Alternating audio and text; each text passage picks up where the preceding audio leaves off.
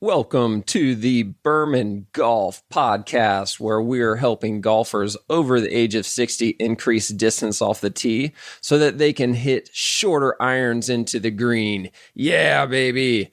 You can visit us at bermangolf.com for more information and get ready. This is going to be a fun one. And we're rolling, baby. The Long Balls Golf Podcast. Dr. Jake Berman, the originator of the Berman Method of golf performance, trademark, baby. Yeah, here we go.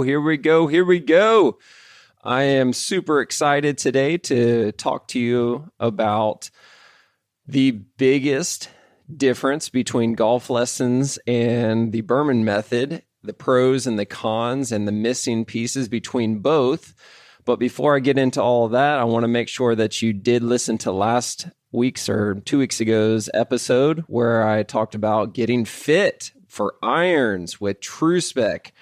Absolutely amazing experience.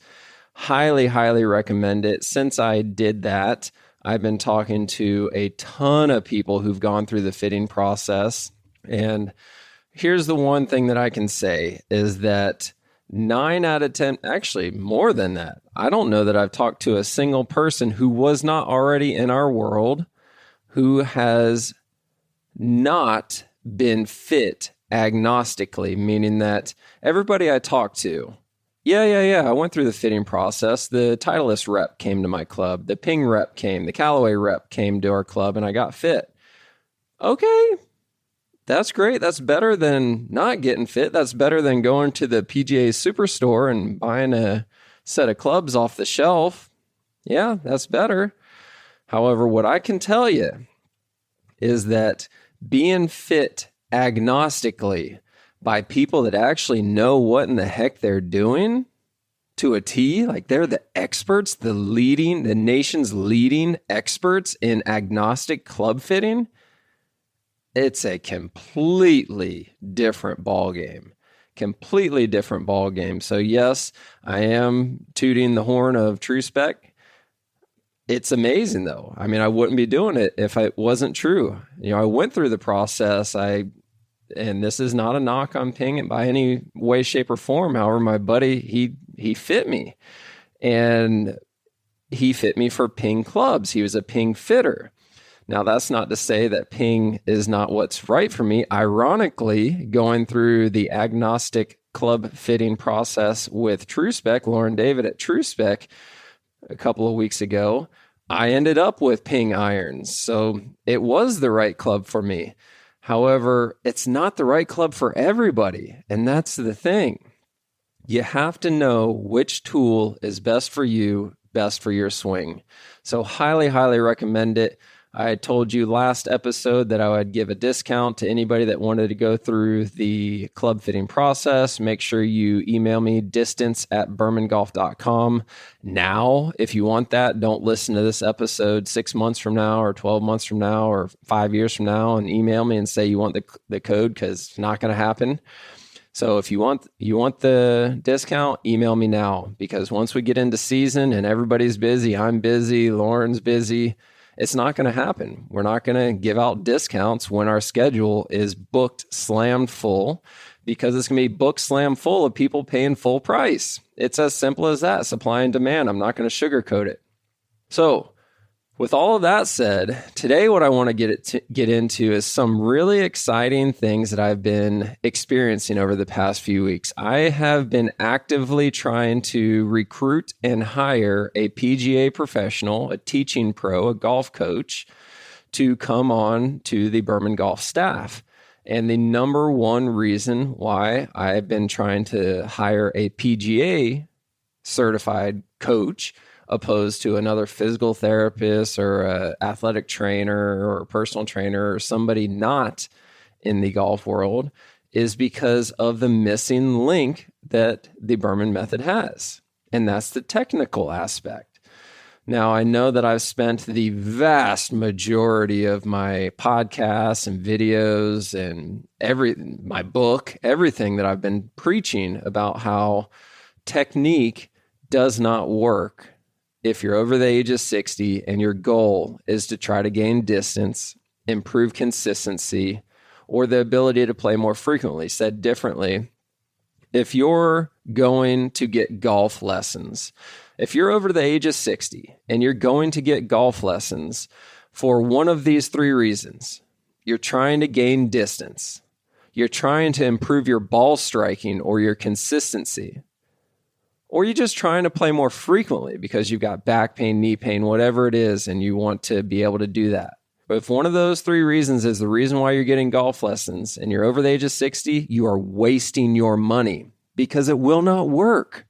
The only way to achieve one of those three things is by using your body better and more efficiently. And golf pros are not experts in that. This is no secret. I've interviewed a ton of golf pros over the past few weeks. This has had the most applications to any job posting that I've had since pre-COVID. I mean, pre-COVID, the job market was completely different with PTs and admin and everything else. But since the world ended in 2020, this job posting for a PGA professional to come on the Berman Golf staff has been flooding my inbox with applicants. So I've been talking to a lot of great pros, a lot of not great pros, and it's been so much fun to talk about what they think is important for helping our demographic, which is specifically aging golfers, versus what I know is important. And there is a disconnect. And it's the reason why is because they're experts in technique, not biomechanics. That's me. I'm a physical therapist. I got my doctorate degree in biomechanics, essentially. So I'm an expert in how the body moves and the way it should move, pathophysiology, what's going wrong when it's not moving the right way, right? That's all that means. So it's been a ton of fun. So I say all that to segue into I've had a handful of really good interviews. And I hope that at least one, if not two or three of these people that I've interviewed end up coming on staff onto the team because they're really good on the technical aspect and they know how important the physical aspect is, the biomechanics of it. The body has to move a certain way for you to achieve the technical aspect. So I'm going to talk about one of the shadow days that I had with one of the pros and one of the most consistent things that we found. So it should be no surprise that the two biggest complaints that I get from my clients are distance and consistency. So poor ball striking, poor consistency with ball striking. I don't know if I'm going to top it, skull it, chunk it. Those are the two biggest things. I can hit it fine over and over again. It just doesn't go anywhere. That's number one. Or number two is, I don't know if I'm going to catch it pure or if I'm going to top it, skull it, chunk it, blade it, shank it. I don't know. So that's a consistency thing. So what this particular pro said to all of the clients that I had struggling with this issue on his shadow day was, the first question was, what is the number one cause of inconsistency? And nobody really had the right answer. Heck, I didn't even have the right answer. Actually, I didn't have the answer that he was looking for. We both had the same answers. It was just said in different words. That's miscommunication to a T. So his answer was the number one cause of inconsistency, inconsistent ball striking, is your wrists take over. Meaning that when your body is not swinging the club through the ball, then your wrists take over and swing the club through the ball. And that's when you have to have this amazing timing game where we're talking about fractions of a second where the timing has to be perfect. And that's the difference between a perfectly struck ball, a thinly struck ball, a chunked ball, a sculled ball, whatever it is. We're talking about fractions of a second in the timing world. Now, this is where it gets super interesting. The way he explained it was a way that I've never, ever heard anybody explain it. But once he explained it this way, it made so much sense from a technical standpoint. Because this is the number one thing that I've been saying from a physical biomechanics standpoint since day one. I just wasn't saying it like this. So this changed everything for me on that day on my understanding of the technical aspect of it. Now, when you're swinging the golf club or you initiate the downswing, most people can initiate the downswing with the body and the arms and hands all going together. Not too many people are initiating the downswing with the body, aka the belt buckle, leading the way. Not too many people are initiating the downswing with the belt buckle leading the way. When you take a slow motion video of the vast majority of the golfers that I've worked with over the years, the downswing either initiates with the hands and the arms, or at best, the downswing initiates with the body, hands, and arms all moving together at the same time. Now, that's okay if the body, hands, and arms all initiate the downswing at the same time, but this is where it all goes wrong, is right when the body gets to the ball, meaning that once your belt buckle returns back to facing the ball, so it's essentially back at the address position, your body, for all intensive purposes, stops moving. It stops turning left. It stops turning towards, or your belt buckle stops turning towards the target. And because that happens, your brain knows that the only way that you can deliver that club head back down to the golf ball is if your wrists take over. This is nothing that happens consciously. You can't say, okay, this is what I'm going to do. I'm going to stop my body and then I'm going to let my wrists take over. This is nothing that happens consciously. This all happens in fractions of a second. Your brain knows what you're trying to accomplish and your brain takes over and it says, oh, my body quit turning. The only way I can deliver a blow to this golf ball is if my wrists take over. And that's why we flip at it. That's why the club head is ahead of our hands at the impact position or just thereafter. I mean, if you take a slow motion screenshot of where your hands and the club head are at the impact position, at best, your hands are straight up and down from the club head. So at best, you're picking the ball clean. You're not hitting down on the golf ball. You're not lagging the club. You're not doing anything that we wish we were doing. And the number one reason why this is because your body stalls out. Your belt buckle quits rotating to the target. And everybody's listening to this going, yeah, that's me. That's definitely me. And I just don't know how to fix it. Well, here's my plug. Take the online T-Shot transformation. That will give you the ability to do it. Because if you don't even have the ability to get your body to swing through the golf ball, then you won't be able to do it from a technical standpoint. You just won't be able to do it. It makes perfect sense. However, there's going to be another percentage of people that are listening to this saying, well, that's not me. My body's swinging through the ball. It's not.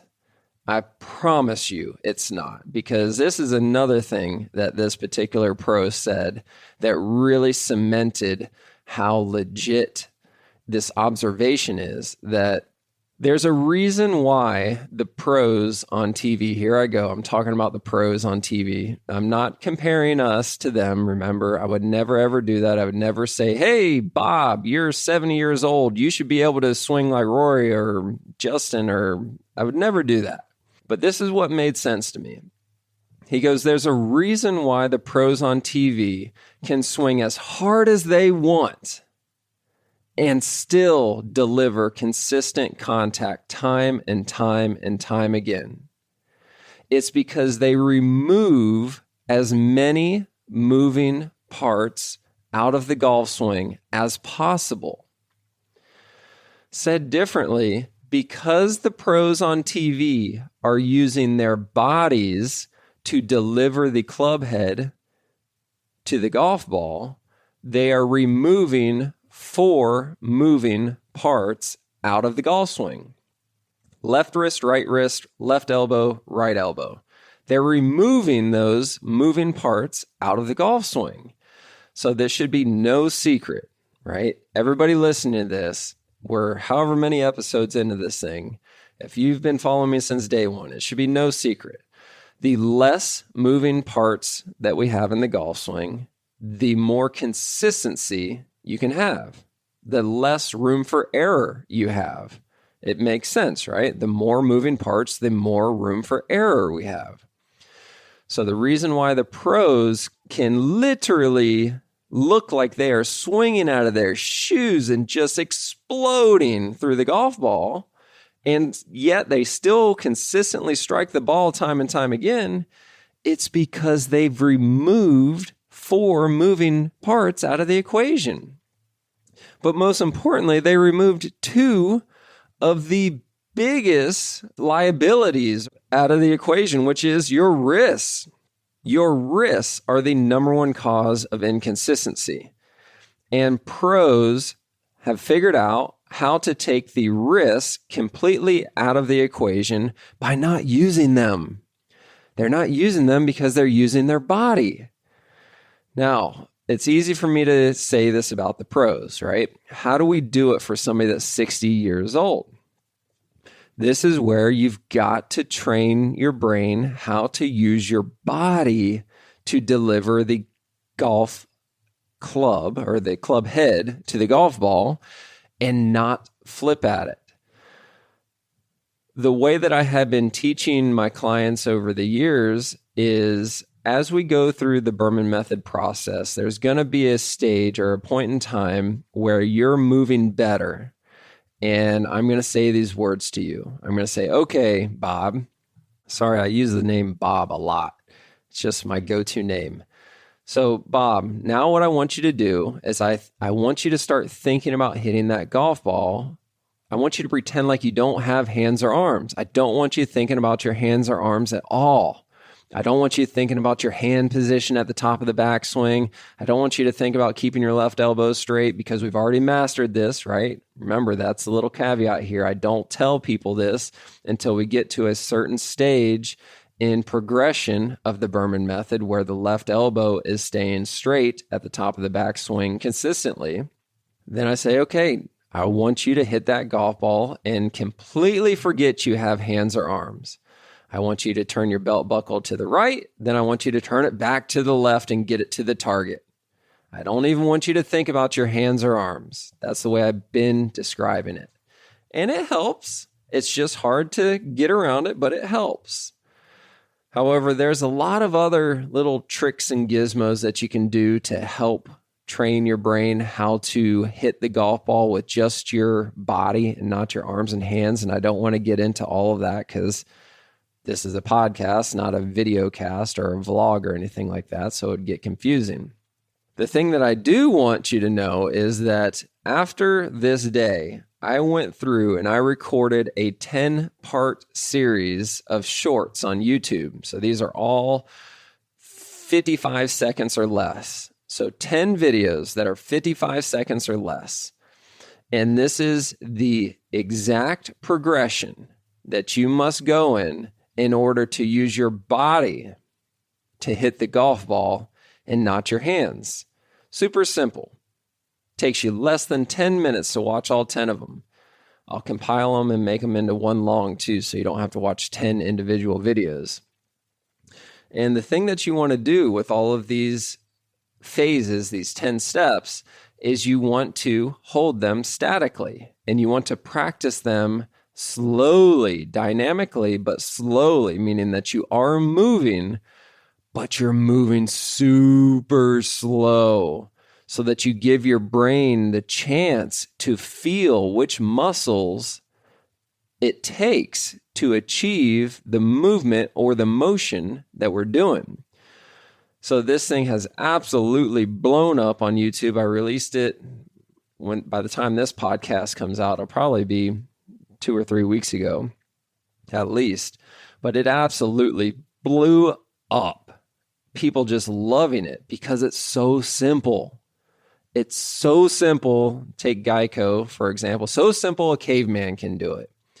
There's nothing technical about it as far as confusing. It's just telling you exactly what to do, what to feel, and then practice it over and over and over again. And then go to the next step. Master that one, and then go to the next step. It's kind of like Dave Ramsey. It's called a 10-step program or whatever, however many steps he has. It's called step number one, because you do step number one before you do step number two. These are his words. I love it. Whenever I hear a podcast from him, he's explicit on this. He goes, you don't do number two before you do number one. You got to do number one before you do number two. Same thing is true with this one. No matter how elementary step one seems in this 10-part series, it's not. You've got to master number one before you go to number two. You got to master number two before you get to number three. And I think it's somewhere around 7 or 8 where we're finally getting through the golf ball and getting the belt buckle to the target with our hands lagging, or the club head lagging our hands, right? Creating lag. So it's a process, but it breaks it down for you and it helps you learn how to use your body better. So if you didn't watch that 10-part series, make sure you go back and you look it up. Go to my YouTube channel, Berman Golf on YouTube. Make sure you like and subscribe that page so you get more videos when I'm popping these things out. It's an amazing series, absolutely amazing. And then step number 10 leaves you with some immediately actionable tips on how you can take it to the next level.